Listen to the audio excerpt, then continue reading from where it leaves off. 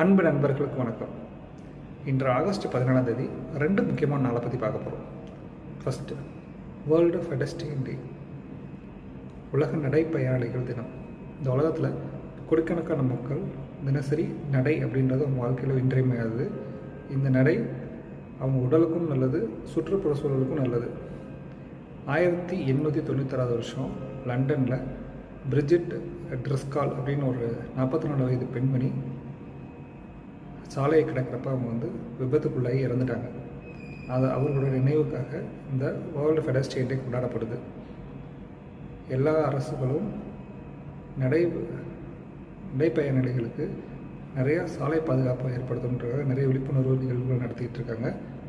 அதுக்காக இந்த தினம் கொண்டாடப்படுகிறது. ரெண்டாவது, இந்தோனேஷியாவோட சுதந்திர தினம். 1945 வருஷம் 2ஆம் உலகப் போரோட முடிவில் இந்த ஆகஸ்ட் 17ஆம் தேதி இந்தோனேஷியாவுக்கு சுதந்திரம் கிடச்சிருக்குது. இவங்க போராட்ட வரலாறுன்றது ஒரு 350 வருஷம் டச்சு காலனி ஆதிக்கத்தின் கீழே இந்தோனேஷிய மக்கள் இருந்தாங்க. 1942 டச் காலனி ஆதிக்கத்தோட முடிவு, அப்புறம் ஜப்பானியர்களோட ஆளுமை. இவங்க 2 பேர்த்திலிருந்து அவங்களுக்கு விடுதலை கிடச்சதுன்றது 1945 வருஷம். அந்த மக்கள் அனைவருக்கும் எங்களுடைய சுதந்திர தின வாழ்த்துக்கள். சாலையை பாதுகாப்போடு கலப்போம், சுதந்திரத்தை கொண்டாடுவோம்.